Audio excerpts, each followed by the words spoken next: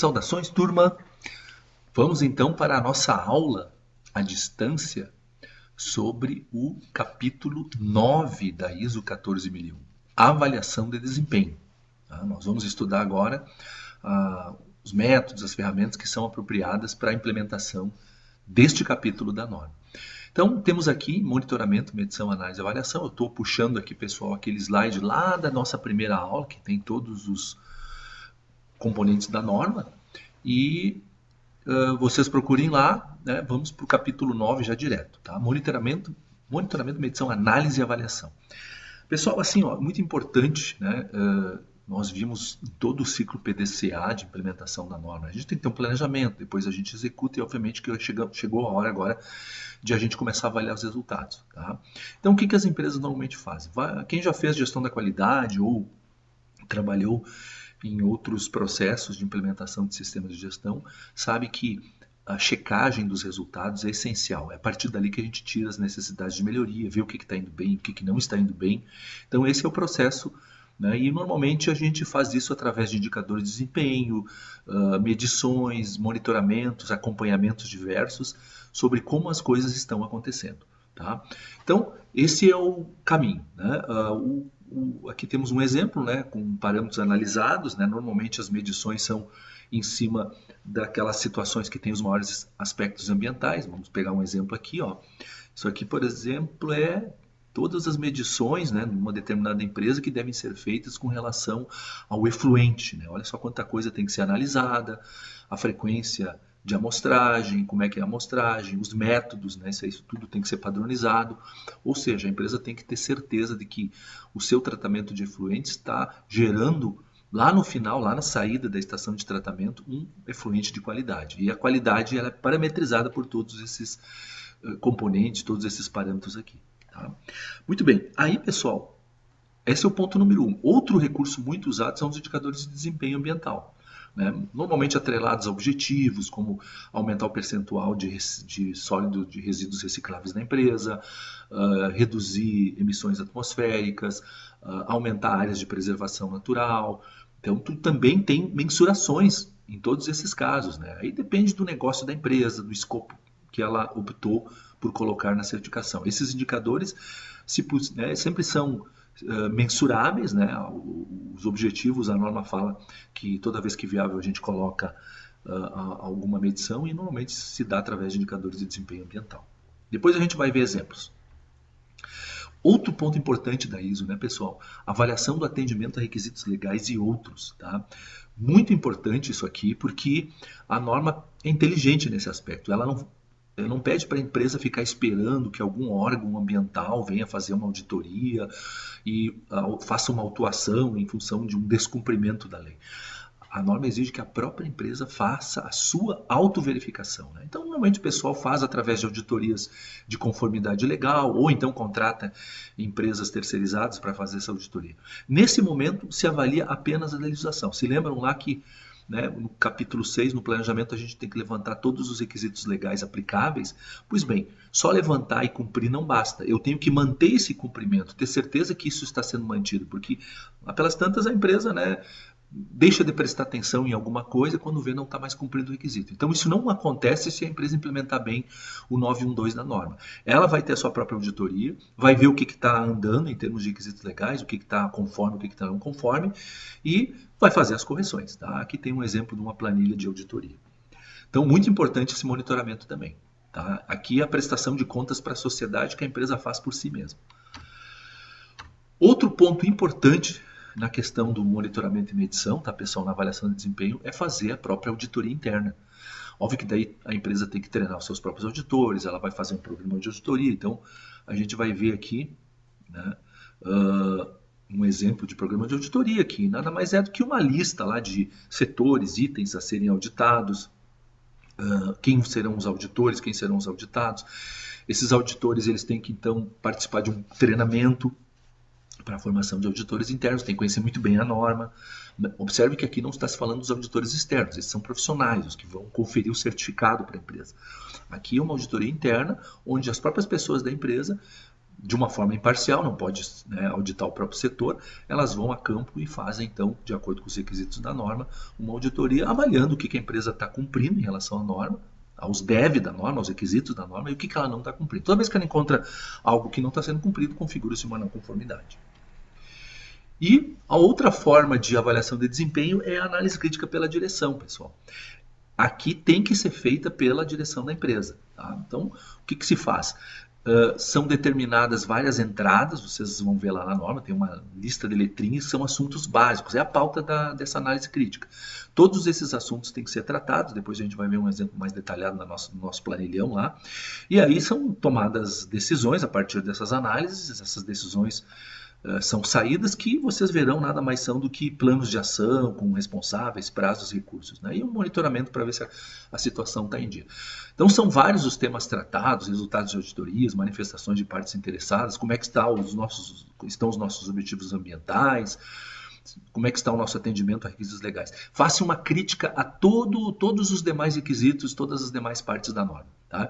Papel da direção. Né? Ela tem que definir uma frequência, se vai ser mensal, trimestral, semestral, né? Ou anual. A norma não prevê frequência, mas normalmente as empresas fazem semestral ou anual. Tá? Então, pessoal, estão aqui apresentados então os principais itens, né? As principais cláusulas normativas do capítulo 9. Agora vamos ver como é que isso fica no nosso planilhão. Deixa eu trocar de canal aqui. Tá? Bom, foi dado lá como missão, né, dos grupos, vocês vão ter que cuidar muito isso aqui, ó, pessoal. Tá? Vocês vão ter que fazer o 9.1, determinar métodos para monitorar, medir, analisar e avaliar o desempenho ambiental. Tá? Como é que a gente vai fazer isso? Vou mostrar aqui para vocês, tá? Uma planilhazinha que já nos ajuda nesse sentido. Aqui está o MMAV, é monitoramento, medição, análise e avaliação. Sugiro vocês pegarem os mesmos processos que vocês mapearam lá no 8.1, seria um bom começo, tá? Deixa eu posicionar aqui para vocês verem a coerência. Tá? Lá vocês definiram alguns dos principais processos relacionados ao sistema de gestão ambiental. Tá? Se lembram lá, isso foi na aula passada. Tá? Aqui estão os meus, da minha fumageira. Tá? Então, esses mesmos processos, eles não podem estar à deriva. Eles têm que ter alguma forma de monitorar, medir, então, o desempenho desses processos. Tá? Então, aqui tem uma tabela que nos ajuda. Então, a gente já colocou aqui os vários processos: gerenciamento de resíduos, operação de ETE, operação de caldeiras, desenvolvimento de sementes, produção de tabaco. No meu caso aqui, eu foquei o recolhimento de embalagens de defensivos. E é importante aqui, ó, cada atividade tem a sua característica. O monitoramento é uma coisa, a medição é outra, a análise é outra, a avaliação é outra. Parecem a mesma coisa, mas não são. Monitorar é um acompanhamento que não necessariamente precisa ser quantitativo, pode ser qualitativo, visual, tá? E feito de tempos em tempos, com uma determinada frequência. Medição já envolve números, envolve algum instrumento de medição, alguma quantificação. O próprio nome já diz. Análise, pessoal, é nada mais ou menos que realizar o processo de levantamento dos dados analíticos, os dados que irão compor ou um relatório ou um laudo. Né? Então a gente costuma dizer, né, o laboratório de análises clínicas que testa o nosso sangue quando nós estamos doentes para algum tratamento, ele faz uma análise. Né? A mesma coisa acontece em sistemas de gestão. Aquele documento, né, que tem lá todos os componentes do nosso sangue, nada mais são do que uma análise. Aí depois o médico é que vai realizar a avaliação. No caso de um sistema de gestão ambiental, vão ser a direção, o supervisor ambiental, o engenheiro ambiental, enfim, as pessoas envolvidas na gestão. Elas têm que pegar a análise, né, que são os resultados em si, e fazer um julgamento. Né? A avaliação pressupõe um julgamento. Então aqui está tudo discriminado. Né? Para cada uma dessas operações, né, a gente colocou as formas de monitoramento. Aqui, ó, vou citar um. Né? No caso do gerenciamento de resíduos, verificação das etapas do processo. Quem faz essa atividade é o próprio supervisor ambiental. O critério de desempenho é o que ele quer de resultado nisso aqui, 100% de conformidade. Ele quer que todas as etapas sejam feitas em conformidade com o que dizem os procedimentos. Aí cuidado aqui, ó. Aqui é quem executa a atividade de verificação, de monitoramento. E aqui é quem é responsável pelo desempenho. Se o desempenho, se não for atingido 100% de conformidade, o responsável é o supervisor ambiental. Nem sempre é o mesmo, tá, pessoal? Às vezes é alguém aqui nas responsabilidades por desempenho, são pessoas da hierarquia. E a frequência que vai se fazer isso? Ele vai ter que fazer esse levantamento, essa verificação diariamente. Por exemplo, medição, ó, aqui já envolve números, ó, pesagem por classe e tipo de resíduo. É muito comum isso, né? A própria FEPAM predetermina uma série de orientações nesse sentido. Aí o próprio operador da central de resíduos pode fazer essa pesagem e os critérios de desempenho não ultrapassar o peso máximo por classe e tipo de resíduo por quilo de tabaco processado. Isso aqui pode ser um padrão determinado pela própria empresa, a menos que haja algum tipo de legislação. Isso vai estar numa tabela interna da empresa que vai dizer resíduos classe 1, o máximo que pode ser gerado por quilo de tabaco. Tem a ver com a operação, isso é necessário um trabalho de engenharia para poder fazer essa correlação entre quantidade de resíduos por cada quilo de tabaco processado. Olha só, os responsáveis aqui, nesse caso não é o operador só faz a pesagem. Os responsáveis pelo desempenho são os próprios supervisores dos locais ou dos processos de origem, e eles vão fazer esse levantamento diariamente. Já a análise, pessoal, é a emissão de um relatório de gerenciamento de resíduos, que é de responsabilidade do supervisor ambiental. Aqui, normalmente, a gente funde, né, a análise com a avaliação para determinar os critérios de desempenho, no mínimo 70%, então, de resíduos recicláveis. Aqui eu já estou falando dos dois. Ó. Eu quero, do relatório, fazer, né, vai ser um instrumento de análise, com todos os levantamentos de resíduos, e disso ali eu vou fazer uma avaliação qual o percentual dos resíduos recicláveis. A minha meta é no mínimo 70%. E o responsável por esse desempenho é o supervisor ambiental, e ele vai fazer isso mensalmente. Normalmente, quando envolve indicadores, é o caso aqui, percentual de resíduos recicláveis, normalmente a análise já tem frequência mensal, porque eu necessito uma amostragem bem maior, né, do meu dia a dia para poder tomar uma decisão gerencial. E assim vocês vão ver para todos os outros aqui, ó, medições típicas de uma ETE, né, monitoramentos típicos também de uma ETE, os responsáveis, a frequência. Numa operação de caldeira, que normalmente a gente controla a fumaça preta, né, então faz lá testes de opacidade, também tem, né, valores máximos a serem atingidos. No desenvolvimento de sementes, que é um processo típico de fumageira, eles têm uma preocupação em cada vez mais terem menos aplicação de defensivos por hectare de tabaco plantado. Então, o desenvolvimento lá das sementes mais resistentes, sementes menos dependentes de agroquímicos, né, é um dos objetivos que ajuda a empresa e, ao mesmo tempo, ajuda o meio ambiente. Então, está colocado aqui o relatório do Programa de Desenvolvimento, é o processo de análise e a avaliação é em cima desse indicador, o índice de emprego de defensivos por hectare. Observe que existe uma coerência entre com os nossos objetivos de desempenho, com a nossa política. Essas coisas têm que ter, todas elas, uma certa coerência. Tá?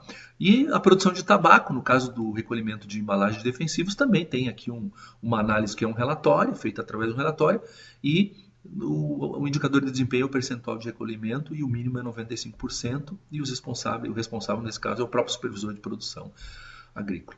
Então observem, né, pessoal, que a gente pode ter essa configuração. Isso aqui é uma ferramenta, muitas empresas usam, existem softwares similares aí que já fazem isso, mas é essencial que a gente tenha todos esses elementos aqui bem detalhados, né, com os critérios e tudo mais, é o que pede a norma. Tá? Muito bem, pessoal. O item 912, eu vou voltar lá para o nosso capítulo de planejamento, quando nós lá determinamos os requisitos ambientais. Vocês devem estar lembrados dessa planilha, onde a gente levanta os aspectos e impactos ambientais. Opa, então não é esse aqui, né? Então, impactos ambientais e também os requisitos legais e outros que são pertinentes a esses aspectos e impactos ambientais. Aí tem toda aquela legislação que a empresa é obrigada a levantar. Tá? E aí, como a gente citou antes ali nos slides, né?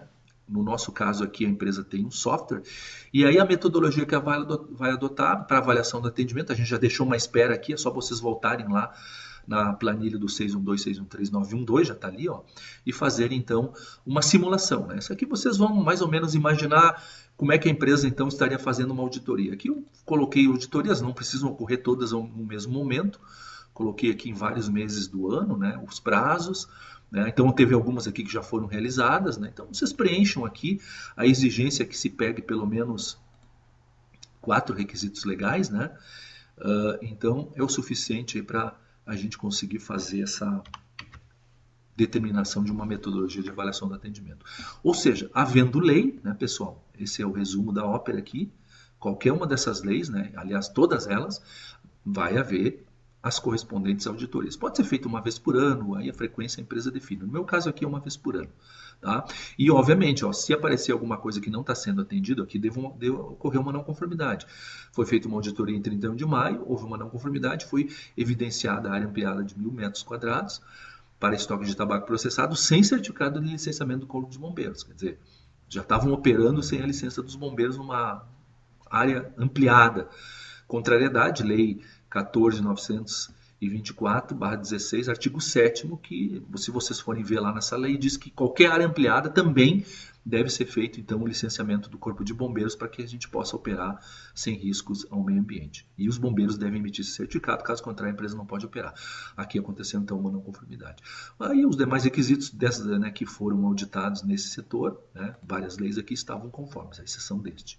Tá? Então, vocês podem simular essa coluna aqui, que já está bem atendida, pelo menos para 4 requisitos, né, já estará bem atendido a missão de vocês nessa parte do trabalho.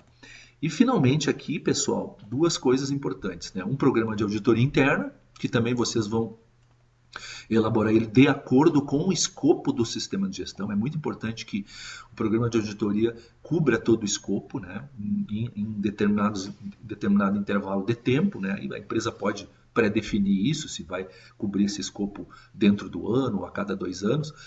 Tá? O importante é que venha até a auditoria externa de recertificação, né, que é normalmente de 3 em 3 anos, a empresa tenha coberto todo o escopo.